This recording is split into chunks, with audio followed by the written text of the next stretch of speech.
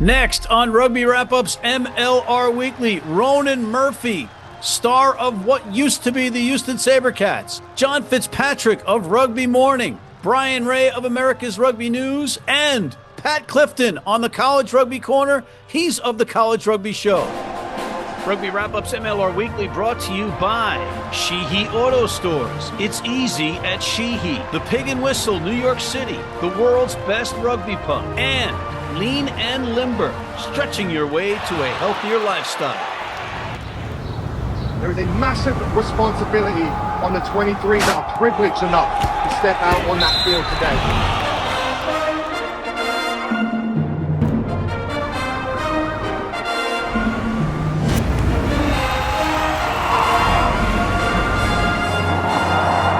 Let's get it all started with our recurring segment, Rugby Morning's Coffee Break with John Fitzpatrick, calling in from the greater Los Angeles area or the Southland. John, welcome back. How are you? What do you have for us? Bonjour, Monsieur McCarthy. Did I say that right, Matt, my French? How was it? Quel est-il que votre wish to say? Well, yeah, even though you're from Buffalo, I figure you got a little bit of culture in you there. I'm practicing my French here, Matt, because Stade Français signed Au Glory d'ici. Stade Français. Stade. Signed Au Glory d'ici prop and men's eagle Jack Iscaro as a medical joker. Now, Matt, interesting news. Fantastic that Jack is over there. But now we've got two men's eagles who are playing high-level rugby overseas, if you include Tonga Coffee, who's also playing in the Premiership. How about that? Well, let me just pile on and say that we have three top-flight front rowers from the MLR now playing over in Europe, in France, because you got the Q Train, Andrew Quatrin, formerly of the Free Jacks, over there. And he went there first, if I'm not mistaken. So you got a quality front row in D2 in France. Deux? Deux. Deux. Deux. Tell me, do you have a rhyme? I do not know what a rum is. Deux. Deux. And je parle un petit peu français parce que je studié français à l'Université de Buffalo pour 5 semestres. So, baisez mon cou. Oui? Oui. Prochain. How about this? If Jack plays well over there and they're like, hey, we want to keep you over here. Jacques. Long term, should Jack stay over there? Yeah, he's got more money. Of course he should stay there. And he's gonna be playing around better players, specifically front row players. So he'll just be better for the Eagles, of course. Matt, let's move on. I know you've got some dolls in your closet. Here's another one you can add to your collection, maybe skeletons too, but how about Barbie? How about Barbie? They released a line of rugby dolls, the classic Barbie that we all know and love. 4 of them, women's rugby players, including USA Women's Eagles Alona Marr. How about that? That is fabulous. That is, just in all seriousness, marketing the game. Yeah. Kids are going to see that, want that. That's beautiful. Start with the girls. Who cares? What a great thing. I love it. And just before I let you go, how do you say medical joker in French? Medical joker. Medical joker in French. Thanks, John. We'll be right back with Jiminy Crickets and Big Balls Billy after this. Oh, it's not Cricket and Big Balls Billy. It's actually Major League Rugby star Ronan Murphy of the now-defunct Houston SaberCats. We'll be right back. Digs like a demented mole there. Need a great price on a new vehicle? Sheehy makes it easy. Easy Price shows you our lowest prices on the Mid-Atlantic's largest selection. Find your best price online or at any of our 31 dealerships. It's easy at Sheehy. Sheehy.com. If you're in New York City and want to watch some great rugby, have some great food, and some great times, go to the world's best rugby pub, the Pig and Whistle on West 36th Street.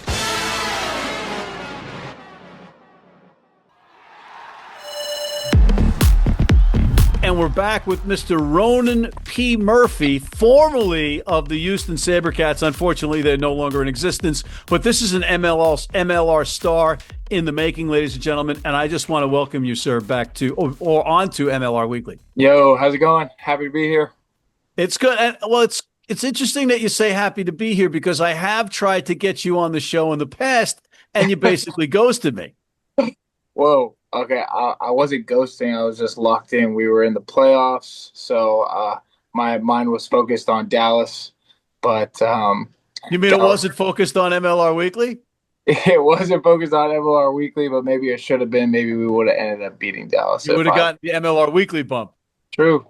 But we'll never know. Past. All right. I'm going to forgive you for that because if I'm not mistaken, I'm not the sharpest tool in the shed, but Ronan Patrick Murphy, you're a fellow Irishman. Hell yeah. 50%. Thank you. Come on now. The only reason you're on this show, by the way. Yeah. From my Irish descent. Now that's how I got into rugby actually was my pops is from Ireland, born and raised in Dublin. My grandparents are in Wicklow now. They had him in Dublin obviously and then moved down to Wicklow. So yeah, I played over in the AIL. I played in Trinity after I went to St. Mary's. So I got deep connections with Ireland, my people over there. When did you first start playing? My brother was probably 10, so then I was probably like 8 years old, probably, is when I started playing. And that was in the Bay Area? There's a club out there, SFGG. My pops was helping out with the coaching along with like Tony Wells, another MLR player, Peyton Talea, his pops, Wiley. So they were kind of my coaches growing up. You entered the league with Austin, correct? Yeah. Austin. And that was after graduating from St. Mary's, as we talked about with the famous or the excellent Tim O'Brien as your head coach, right? Yeah, 100%. Shout out TOB. Good man. Yes. So, yeah, went from St. Mary's over to Trinity where I played in the AIL for the first bit and then ended up getting signed to Austin, which was huge, unreal. And one of my main reasons for getting you on is because your team is defunct. So, not everybody knows who you are, and you're coming off unfortunate timing. You had an injury. So tell me about the injury. Tell me how long you were out. So I had a full meniscus repair in my right knee. So my meniscus was kind of like coming off the bone, I guess. And it was all tangled and ragged. So they had to staple it back together and make sure it was all neat. They left it in. The Dr. Philip Williams, shout out him. He was a legend. He put it back together when some of the other doctors wanted to just take it out. Yeah. And then it was I'm just finishing up my full rehab now. Like I just got cleared to play a couple weeks ago. So it was a just under 6 month recovery, like 5 months and 2 weeks to be exact. Which killed your 25 season. Yeah. So it happened in the San Diego home game. So I think that was like mid-March. Basically, the option that they gave me was like, you can keep playing on it. You'll keep ruining it. And like, you won't do any serious damage to your knee, or you can just get it fixed. And then like, you won't have to worry about it again. So I was like, all right, let me just get this. I tried playing on it for a couple weeks, like just training and see if I would be able to like push through it, but I was doing more damage to the team than I was hoping. So, all right, so you're 27, you're healthy. Mm-hmm. You want to play professional rugby. Would you play overseas? Yeah, I'd love to. So I've explored, like I went back to the AIL last off season to play for Young Munster down in Limerick, also in the AIL. Shout out Young Munster, the cookies.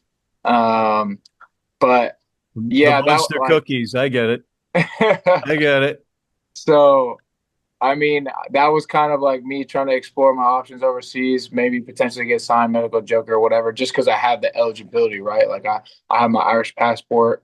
My mom actually grew up in England, so I also have an English passport. So I would love to play overseas if I could. But yeah. What about the Eagles? I would love to also. Yeah. I thought the Eagles had a great campaign this year. They have a great squad, a lot of depth in the back row. I'd love to be able to slide in there any way I could. But the competition's healthy, man. The competition's healthy, but that's what you want. You want to play with. Oh, I'm saying competition's healthy, so you should get your ass in there. Yeah, exactly. Back soon. So see what I can do this next MLR season, and then hopefully put my name up for selection. We'll see what happens. All right, changing gears because we are running out of time. Bachelor's in business administration, focusing on marketing, right? Yeah. All right, so how do we market this league? How do we market this league and get stars made out of players like you? We need to take the Lona Mar approach. Everyone get on TikTok, start posting. We get a couple of Ken dolls. Yeah, no, I don't know. It's tough. I think it starts with grassroots, obviously, like at the club level with kids. If we get more kids playing, they kind of grow up knowing what rugby is already, and then you like have a natural fan base rather than like trying to explain it to adults. You know what I mean? Like get adults who already have their favorite sports teams and stuff and try to convert them to rugby rather than just like having kids grow up with a rugby ball and then they're like, oh yeah, I love rugby. This is my favorite team. This is my favorite player. All right. We're winding down, but I got to ask you, what was it like when you found out that the team went under? Yeah, we had a meeting a few weeks prior to when I found out, and to my understanding, we were all good. So it was a shock. And obviously I've been in Houston the past 2 years and started to kind of like settle here. So I wasn't really planning on going anywhere else, but that's the nature of the business in this league. Gotta stay on your toes. All right. So again, I wanted to get your name out there, A, because you're a fellow Irishman, but B, also because you're one of those rare things in the league. You're an African-American player, Irish African-American player. Just want to make that abundantly clear. Yeah. Mama.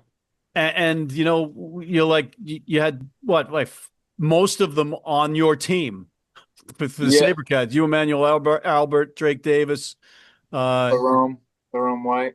Yep. And now you guys are without gigs. And I'm saying out there, pick up the phone, people. You want a great back row player. You got 2 of them from the SaberCats alone.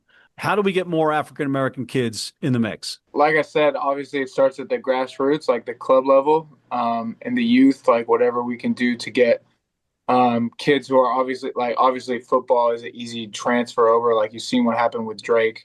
I mean, he's been playing rugby for a year and a half, and he's one of the best wings in the league. So, we get kids who are playing football to also come out in the spring and play some rugby, and like those are some future stars in the making.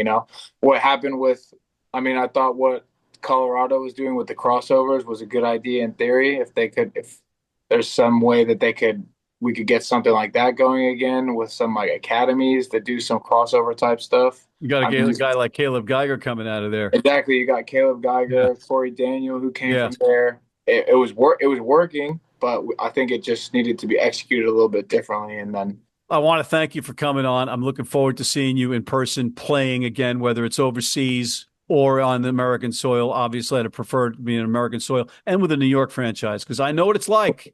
I had that life sucked out of me with New York when they went down, so I feel your pain. But you, brother. But it looks like nothing but good things ahead of you, my friend. So I'm looking forward to seeing you play, and I'm rooting for you. Yes, sir. All right, thanks, Matt. Appreciate it. All right, Mr. Ronan Patrick Murphy. Yes, we'll sir. be right back with Pat Clifton of the College Rugby Show on our College Rugby Corner after this.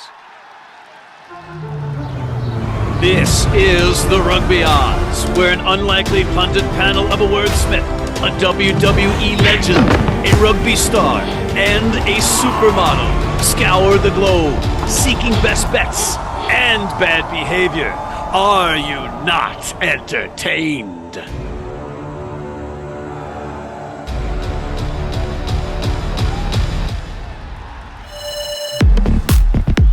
And we're back with the College Rugby Corner with the College Rugby Show's Pat Clifton. Pat, welcome back to MLR Weekly. What a weekend. Tell us about it. It was an incredible weekend. I mean, Men's Division I really kind of took center stage this week because we had 4 top 10 matchups and did not disappoint with 2 ties out of those. How often do you see that in college rugby? Queens at Wheeling tying, with an 82nd minute. penalty kick from Taku Musanguini to draw level and draw the tie in Atlantic Rugby Conference. Huge kick under the gun. Yeah, absolutely. He had another one from over 50 meters earlier in that match. Alex Nyamunda was an absolute wrecking ball at inside center for them. And Queens really kind of lived on the line-out maul and their set piece and did a great job there. Tertius Dietrichson. Say that name 5 times fast. He scored that name 5 times fast. Yeah, Tertius, what a name. Alpha male, scored 2 tries from the second row for Queens. So that was a great game. And then Bonnie's at Walsh was another tie, 25-25. All right, Pat, taking from that no longer in existence Rugby X that had its one-off in London. Yeah, I remember Ben Ryan's 5-on-5. Yeah. How about one-on-one to beat the guy in overtime rather than have a tie? I think you mean a run it straight challenge? A one-on-one like five of them, one-on-ones, and whoever wins that wins the match. I'm in. I think it's great. They actually have like a South African variation where it's less run it straight and it's more like you got to step a guy, and I think it's really cool. All right. So there was another tie. Bonnie's and Walsh, what are you waiting for? Run it straight challenge to decide it. You guys be on the forefront. Brown, number 2 in the country, defending national champs, nipping Dartmouth 25-21. Little bro in the Ivy League, Dartmouth. Only for the last 5 years before that, they were the dominant team. But Dartmouth almost got him in this one, and it took all 80 of those minutes for Brown to win it. So that was an incredible match. And then Thomas More winning 48-38 and a high flying shootout in the Big Rivers over Marion. So Thomas More getting a big win there. Those were the big, huge men's Division I top 10 matchups. UCLA also got a 28-27 win over Indiana. So great games across the board in that Midwest Big Ten matchup, West Coast matchup. I got to ask, was there a Mark Cuban sighting? I don't believe there was in Westwood. Mark did not make it to Westwood. Nicole Scherzinger, maybe? Anybody at that UCLA game? Not that I am aware of. Maybe Alex Corbizero was there, but, rapping on the sideline. Who knows? But in men's Division I AA, Tennessee had a huge result as well, 31-17 over Clemson at Clemson. The Vols look like a title contender. Also, the Babson Beavers, 62-15 over Buffalo. Sorry, I needed to bring that result in because I missed my tuba check last week. All right, there were those 2 calls that changed the complexion. Next. The Fighting Carrick Pels, big win there. But that was what happened last week. It was a huge weekend, especially at the top end of men's Division I. All right, now briefly before we run out of time completely, because I've sabotaged this segment. What are we looking at? What's coming ahead? We got some great stuff this weekend. All right, women's Division I, number 4 Walsh at number 1 Wheeling. That's a huge game. Look for a Wheeling to win big. Naira Davenport at Army. That's another big game. Both of those teams are having good seasons. Women's Division II, number 4 Fairfield at number 1 Vassar. Women's D1 AA, number 10 Minnesota at number 8 Iowa. Those are all huge matchups. Men's Division I, we got the Battle of Charlotte. Number 9, Belmont Abbey against number 5, Queens. Queens really needs to get off the mat and get a win. We got number 10, Marion at number 12, Notre Dame in the Battle of Indiana. I like the Fighting Irish there. And then we got men's Division II, number 11, Salisbury at number 3, Towson, one of the best rivalries in all of college rugby. And men's D3, number 2, Slippery Rock at number 9, Franciscan. John Paul Treese, the son of Jeremy Treese, out there on the wing for the Barons. Wow. Joe Bob Molesky is an outstanding player, even though he's in men's Division III, one of the best in college rugby, and he's playing 9 or 10 for Franciscan every weekend. So that's a huge matchup. And then I think you're calling a game. Sam Houston, Texas State. You're darn tootin' I am. It's going to be the Texas two-step derby. I'm going to do the whole game like this. Tarnate, what the heck is that, ref? You've been talking to Grant Cole to dust up on your Texas accent, I think. That's right. No, we're Tom Wilkes and I will be calling that game. We have the honor and the privilege to do so. Very excited about it. It's a Texas derby. What's not to be exciting about that? Bearcats, Bobcats. Let's go. All right. Okay, let's go. Let's go, baby. And Pat, we got to get you giving us 2 predictions for our colleagues at the Rugby Odds. What do you got? Look, I like Belmont Abbey at Queens. This is a little crazy. I think Queens has to get a win here. They've been reeling a little bit in the early season, and I think that they are really upset to not have gotten a win earlier against Bonnie's and this one in the tie against Wheeling. But I like Belmont Abbey in that Battle of Charlotte. I think a bit of an upset there. And then I like number 12 Notre Dame over number 10 Marion in the Battle of Indiana. The Fighting Irish, Jack Waterhouse, one of the stories of the year. This guy is an absolute freak. Yeah, but last week you said he was the best player in the league, and then later on in the show you said Musanguini was the best player in the. Which is it, Pat? You can't have it both ways. Well, look, man, it's great to have a Heisman race, and that's what we got here. Moose and Guini at his teammate Alex Nyamunda from the same team. They're great. It's like, the Reggie Bush, Lindale White USC team where they had two running backs in the Heisman race. That's Wheeling. And then you got Jack Waterhouse in South Bend, who is an absolute wrecking ball. So it's they're all good. All right. Well, thank you to Mr. Pat Clifton of the College Rugby Show on the College Rugby Corner. There it is. And he's wearing his Rooney hat representing. I love it, Pat. I love it. We'll have more clickbait rumors about that in the next episode. And we'll be back with a rejuvenated Bryan Ray of America's Rugby News after this.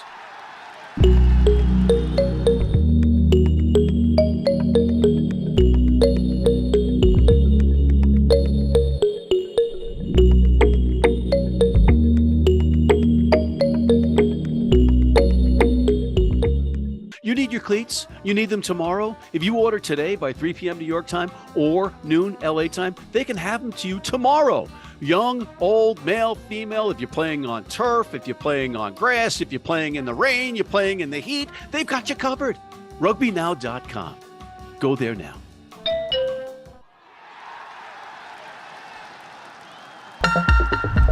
And we are back. And once again, we're welcoming in Mr. Bryan Ray of America's Rugby/Ray's Rugby. Bryan, welcome back to MLR Weekly. What news? What do you got behind you?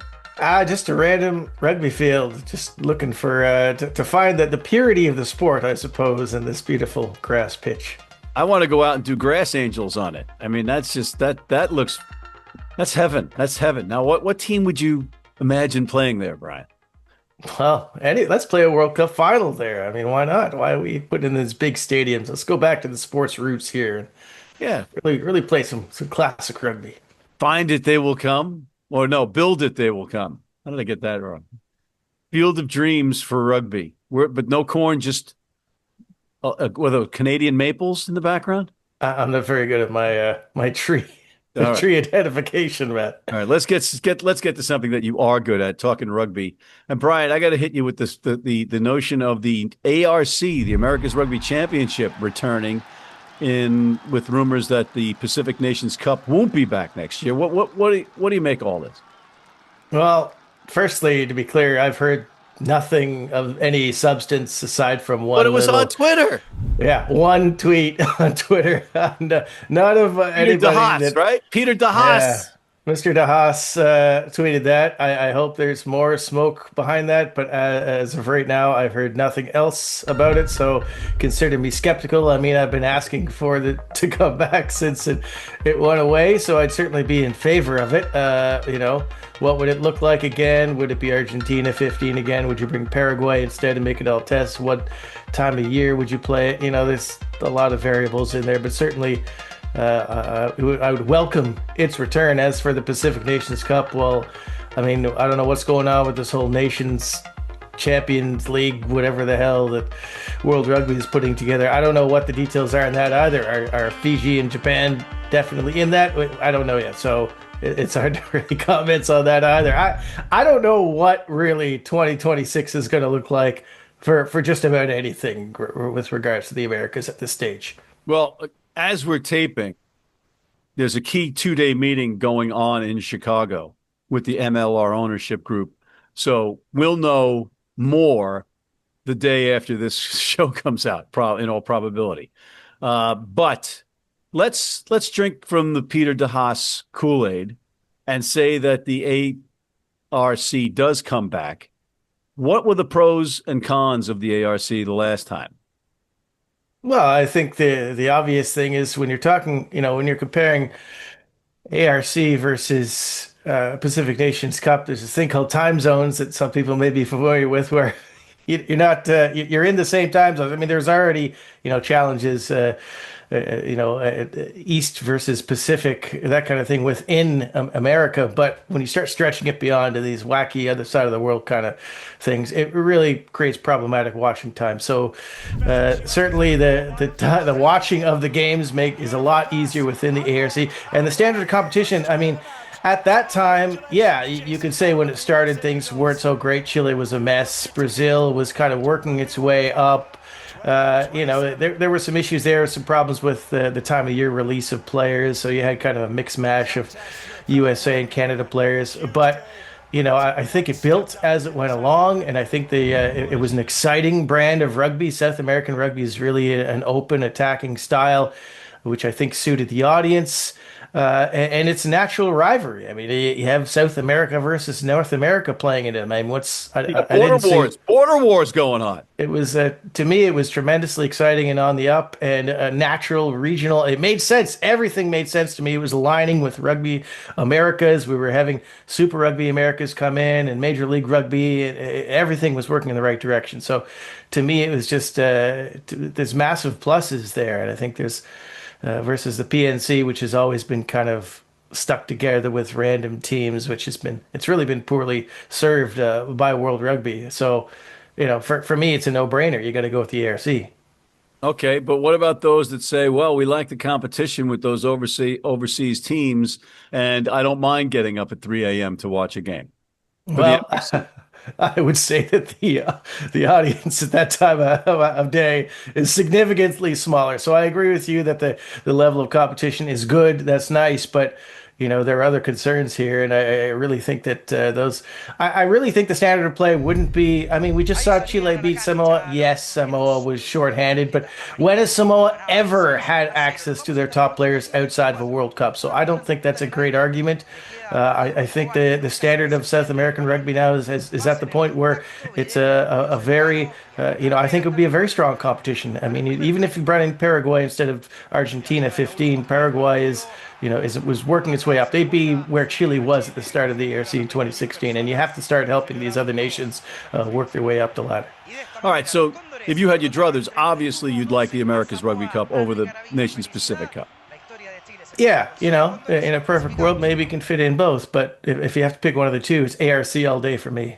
But I like your points about the ARC having synergy with Super Rugby Americas and MLR. Maybe that really gets that whole divide, if you will, narrowed, and we have more synergy and maybe a championship. So one can dream. One can dream, Brian. Look, I've said it many times on this, if I had my way, it never would have gone away. I think we've lost 5 years of, 6 years or whatever it is of productivity within the region because of this silly dispute and the whole, fallout and everything. I think it's set back the region. I think it's set back rugby. The Americas could be so much stronger, as an entity now if it had just gone on a bit more and we worked together instead of apart. So, Maybe it's the gateway for one America. We're just one America. Imagine that. Imagine that team. Man, Team GB, Great Britain in the sevens tournaments. Imagine Rugby America's actually having a say at World Rugby meetings instead of just sitting in the corner and wondering what's going to get thrown in their direction. You get one single vote where the tier 2 nations get 17 votes each. I wonder why nothing changes. Brian, on that note, we're out of time. So I want to thank Mr. Bryan Ray of America's Rugby News / Ray's Rugby, John Fitzpatrick of Rugby Morning, Pat Clifton of the College Rugby Show, and Ronan Murphy of the next lucky team, professional team anywhere. And thank you for tuning in. Please check out our other shows, including The Rugby Odds. Hit that subscribe button on YouTube, sign up for our weekly newsletter, and please join our American Red Cross blood donor team.